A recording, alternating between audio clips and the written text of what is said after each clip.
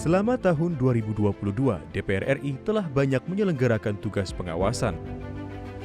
Antara lain, terkait pengawasan terhadap permasalahan kelangkaan dan kelonjakan harga minyak goreng. Baru-baru ini kita dihebohkan dengan kaitannya masalah minyak goreng. Pengawasan terhadap pelaksanaan penyelenggaraan ibadah haji di masa pandemi COVID-19 dan alokasi kuota bagi jemaah haji Indonesia. DPR RI juga melakukan pengawasan terhadap rencana ekspor beras yang akan dilakukan pemerintah. Tadi Anda bilang permintaannya 2,5, sekarang 2 juta, gimana Anda ini ngomongnya? Iya, 2,5. Barusan Anda ngomong, serta tragedi Kanjuruhan yang terjadi pada 1 Oktober 2022 lalu.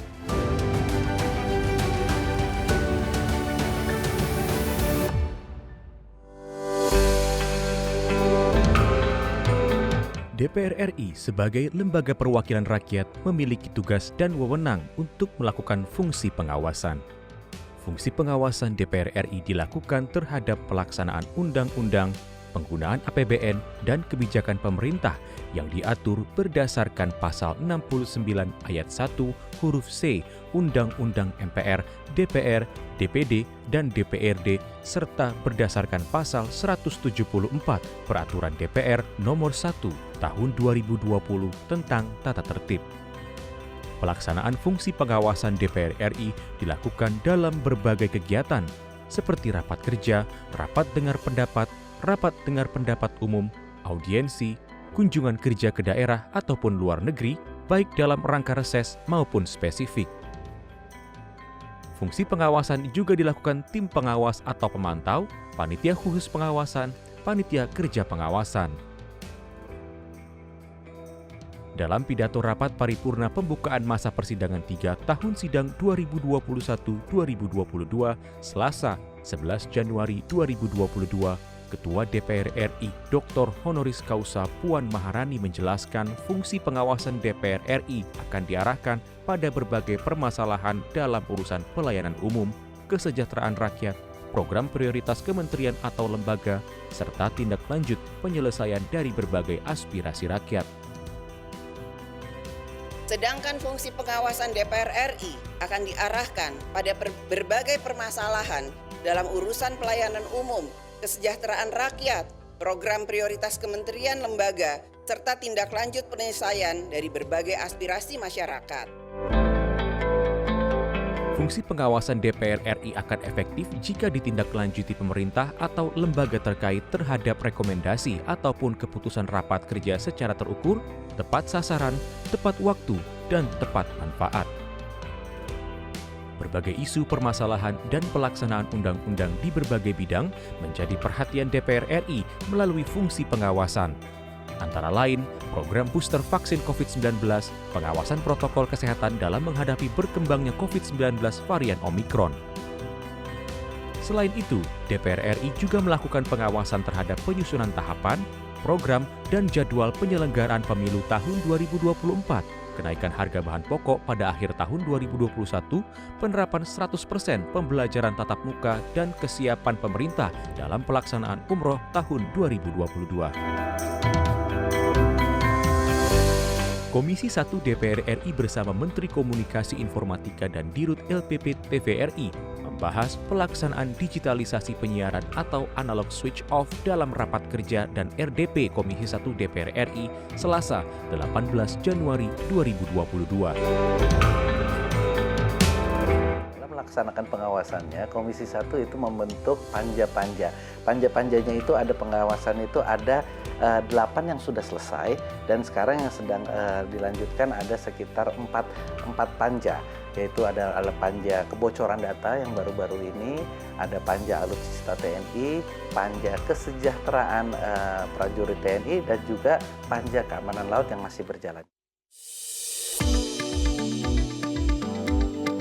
Rapat kerja Komisi 2 DPR RI dengan Mendagri dan rapat dengar pendapat dengan KPU dan Bawaslu Senin 24 Januari 2022 menyepakati penyelenggaraan pemungutan suara pemilihan umum untuk memilih presiden dan wakil presiden, anggota DPR RI, DPRD Provinsi, DPRD Kabupaten Kota, serta anggota DPD RI dilaksanakan Rabu 14 Februari 2024. Senin 21 Februari 2022, Komisi 2 DPR RI dipimpin Ketua Komisi 2 DPR RI Ahmad Doli Kurnia Tanjung melaksanakan kunjungan kerja reses ke Kota Batam, Provinsi Kepulauan Riau. Dalam kunjungan kerjanya, Komisi 2 DPR RI melakukan evaluasi penyelenggaraan pemerintah daerah terutama dalam kaitannya dengan pelaksanaan publik yang diselenggarakan oleh pemerintah Kota Batam di masa pandemi COVID-19. Evaluasi dan perkembangan program KTP elektronik, evaluasi terhadap proses seleksi penerimaan CPNS tahun 2021, serta terkait isu ketata ruangan di wilayah Kota Batam. Wakil Ketua DPR RI Abdul Muhaimin Iskandar menerima audiensi delegasi pengusaha, pelaku usaha mikro, kecil, dan menengah, dan para analis ekonomi Indonesia membahas prospek pertumbuhan ekonomi pasca pandemi COVID-19 Rabu 23 Februari 2022. Komisi 10 DPR RI dipimpin Wakil Ketua Komisi 10 DPR RI Abdul Fikri Fakih melaksanakan kunjungan kerja spesifik ke Makassar, Sulawesi Selatan, Jumat 8 April 2022. Ada dua tema yang dibahas dalam kunjungan kerja Komisi 10 DPR RI kali ini, yaitu tentang P3K dan implementasi kurikulum Kampus Merdeka. Komisi 5 DPR RI menggelar rapat kerja dengan Menteri PUPR Basuki Hadi Mulyono beserta jajaran Selasa 12 April 2022.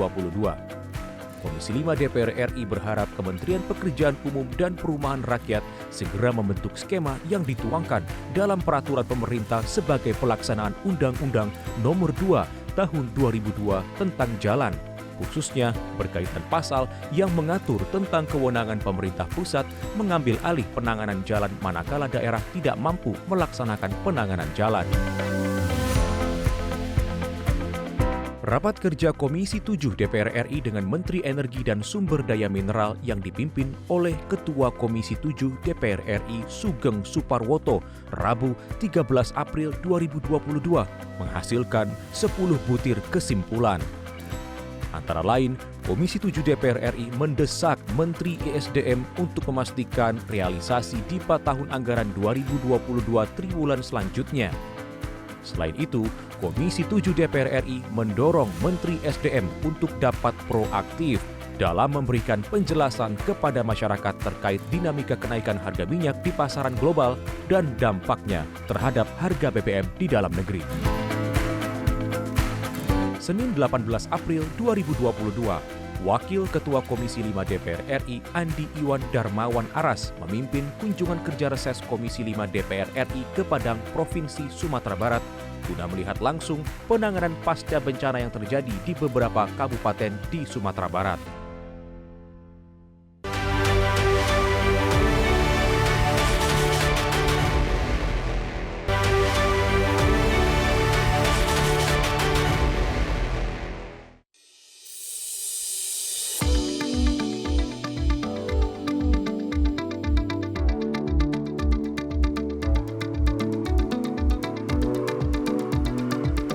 Dari fungsi controlling, dalam mengontrol pemerintahan memang saya berharap di sisa 2 tahun pemerintahan Pak Jokowi Ma'ruf Amin ini DPR lebih kuat lagi dalam menjalankan fungsi kontrolnya supaya pemerintahan berjalan efektif. Nah, jadi kontrolnya dibandingkan di catatan saya dibandingkan era pemerintahan SBY itu relatif lebih dinamis DPR-nya itu, cukup keras kontrolnya. Nah, ke depan itu harapan kita meskipun ada partai di dalam pemerintahan, ya memang harus sejalan dengan pemerintah, tetapi fungsi-fungsi parlemen karena mereka mewakili rakyat, bukan hanya mewakili partainya, yang paling penting adalah mewakili rakyat. Jadi fungsi controlling saya kira harus perlu menjadi dan kritis ditingkatkan. Jadi fungsi ini juga saya kira penting, ya itu jadi catatan kritis kepada DPR untuk menjadi masukan agar di 2023 ke depan capaian prolegnasnya meningkat baik secara kuantitas maupun kualitas, kemudian secara controlling semakin kuat untuk mengimbangi, mengontrol jalan pemerintahan, dan yang ketiga juga fungsi partisipasi publiknya juga ditingkatkan.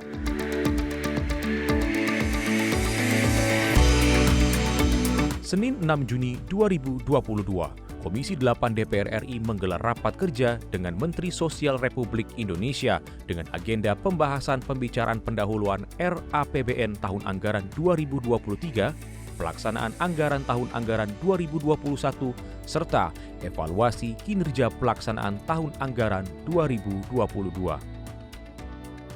Komisi 8 DPR RI meminta Menteri Sosial RI Tri Risma Harini beserta jajarannya untuk secara terus-menerus memutakhirkan data terpadu kesejahteraan sosial dan menjadi rujukan bagi semua program bantuan sosial.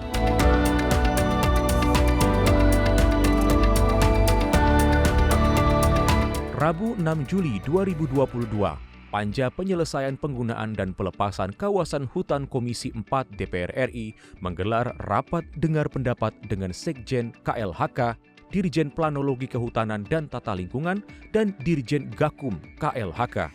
Panja Penyelesaian Penggunaan dan Pelepasan Kawasan Hutan Komisi 4 DPR RI meminta Kementerian Lingkungan Hidup dan Kehutanan mengambil langkah antisipatif terhadap modus penggunaan bentuk badan usaha korporasi yang diubah menjadi bentuk usaha koperasi oleh pelaku perkebunan kelapa sawit di dalam kawasan hutan untuk menghindari pembayaran denda administrasi sesuai pasal 110B Undang-Undang Nomor 11 Tahun 2020 tentang Cipta Kerja.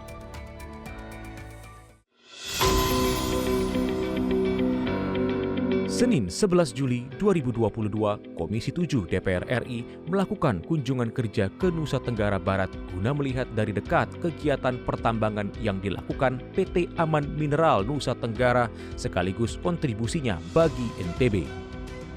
Komisi 7 DPR RI berharap PT AMNT berkontribusi atas pembangunan di NTB. Tidak hanya itu, PT AMNT juga didorong melakukan hilirisasi di produk hasil pertambangan. Senin 25 Juli 2022, tim kunjungan kerja reses Komisi 11 DPR RI menggelar pertemuan dengan jajaran Kementerian Keuangan, Kementerian PPN Bappenas, Bank Indonesia, OJK, Lembaga Penjamin Simpanan, Himbara, Jamkrindo, Askrindo, serta perwakilan pemerintah Kabupaten Gianyar, Jembrana, dan Buleleng di Nusa Dua Bali. Masalah-masalah yang harus dibantu ya dari Komisi 11. Jadi memang kita di sini melihat ekonomi Bali sudah membaik ya, sudah bertumbuh kembali. Bali sebagai basisnya adalah pariwisata secara umum ini juga sudah mulai menggeliat.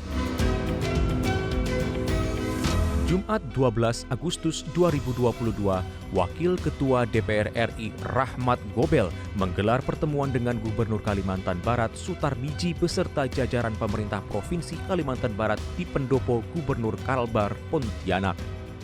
Rahmat Gobel berharap pemerintah Kalimantan Barat serius melanjutkan harapan pemerintah pusat dalam membangun ekonomi dan kesejahteraan sosial di kawasan perbatasan. Sesuai dengan program instruksi Presiden Nomor 1 Tahun 2021 tentang percepatan pembangunan ekonomi pada kawasan perbatasan negara di Aruk, Mota Ain, dan Skou. Komisi 9 DPR RI menerima audiensi dari perwakilan Komisi Nasional Pengendalian Tembakau bersama beberapa organisasi lain yang aktif mengupayakan Indonesia bebas asap rokok, Senin 22 Agustus 2022. Dalam audiensi mengemuka beberapa hal yang perlu mendapat perhatian, khususnya terkait perokok usia muda, dampak perokok bagi lingkungan, dan harapan pembatasan peredaran rokok melalui kenaikan cukai rokok.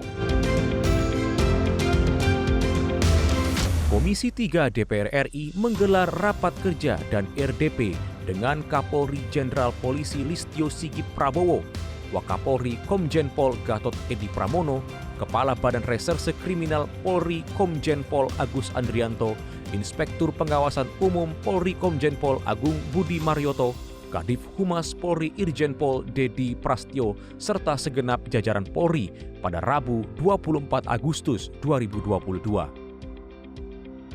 Komisi 3 DPR RI mendesak Kapolri Jenderal Polisi Listio Sigit Prabowo untuk melakukan perbaikan sistem reformasi kultural dan struktural.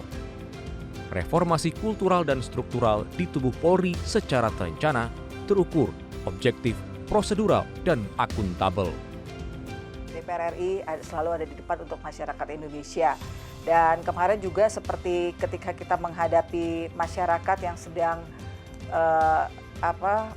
hearing ya dengan kita soal mafia tanah, kita juga menghimbau yang pertama mereka sabar dan jangan sampai ada tindakan-tindakan anarkis karena itu membuahkan persoalan-persoalan baru.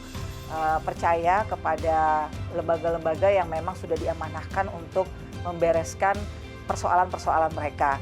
Dan kita juga tidak lepas begitu saja. Kita tentu tetap melakukan advokasi terhadap masyarakat dan selalu melakukan pengawasan terhadap mitra-mitra kita yang menangani persoalan-persoalan itu. Jadi seperti persoalan Sambo, ini kenapa DPR diam? DPR kan tidak diam, cuman kan tetap harus ada mekanisme dan prosedur yang harus dijalankan.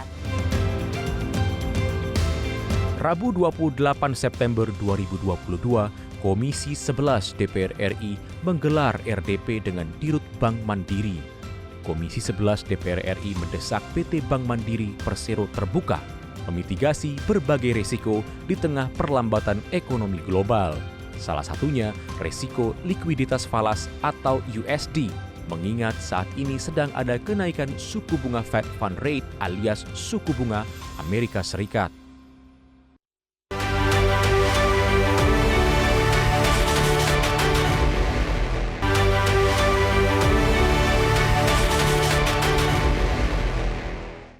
Ya, kalau saya nggak ngikuti dari dekat ya fungsi itu dilaksanakan seperti apa dengan digitalisasi, tapi itu pasti akan sangat membuat lebih transparan, membuat fungsi pengawasan akan seharusnya lebih baik gitu.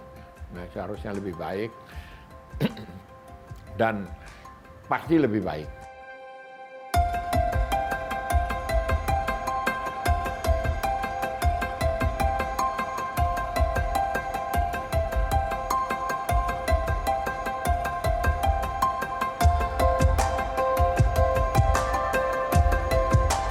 Komisi 3 DPR RI menggelar kunjungan kerja spesifik ke Malang, Provinsi Jawa Timur, Kamis 13 Oktober 2022. Banyak hal yang jadi temuan penting Komisi 3 DPR RI saat melakukan kunjungan kerja ke Stadion Kanjuruhan Malang yang harus diusut sampai tuntas. Antara lain, standar operasional yang dilakukan khususnya penembakan gas air mata ke tribun, serta jumlah kapasitas penonton dan undangan tiket yang tersebar. Kami Komisi 3 menginginkan agar kasus ini dapat diusut sampai tuntas, dan kalau kita melihat keinginan pemerintah juga sama dengan dibentuknya tim pencari fakta, kemudian kita tadi ketemu di lapangan Kompolnas, Komnas HAM dan lain-lainnya. Jadi semua pihak, baik itu dari PSSI, kemudian dari pihak keamanan, harus sama-sama bertanggung jawab atas tragedi Kanjuruhan. Kamis 27 Oktober 2022, PURT DPR RI melakukan kunjungan kerja ke kantor Jasindo Cabang Denpasar, Bali. PURT DPR RI mendukung peningkatan sarana dan prasarana rumah sakit dalam melayani pasien beserta keluarga pasien sehingga dapat mempercepat proses kesembuhan pasien.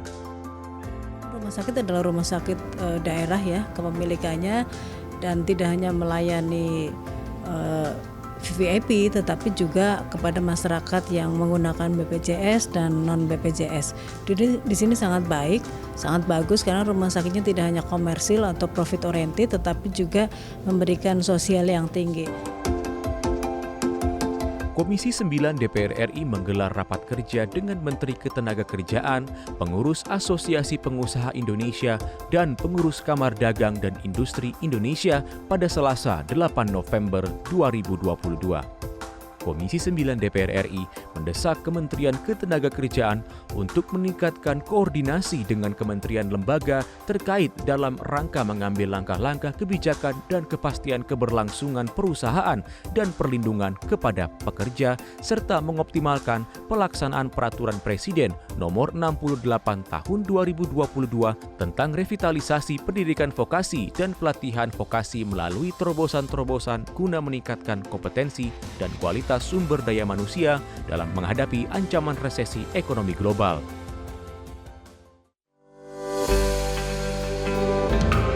Komisi 6 DPR RI menggelar rapat dengar pendapat dengan Direktur Utama PT KAI dan Direktur Utama PT KCIC terkait pendalaman tambahan PMN tunai tahun 2022, Rabu, 9 November 2022. Komisi 6 mendorong PT Kereta Api Indonesia dan PT Kereta Cepat Indonesia China untuk menyusun strategi mitigasi risiko atas pelaksanaan proyek pembangunan kereta cepat Jakarta-Bandung. Diketahui, proyek KCJB direncanakan akan mulai menjalani uji coba pada Juni 2023.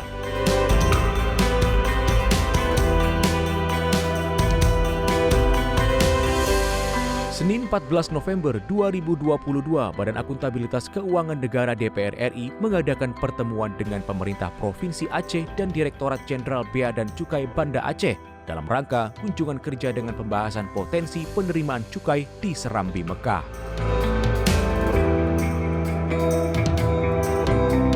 Fungsi pengawasan DPR RI menjadi salah satu fungsi strategis. Pengawasan yang dilakukan DPR RI bertujuan untuk memperbaiki tata kelola pemerintahan dan strategi implementasi kebijakan yang dijalankan pemerintah. Tetap saksikan Jejak Wakil Rakyat pada episode selanjutnya yang akan membahas mengenai kinerja DPR RI terkait fungsi anggaran dan diplomasi.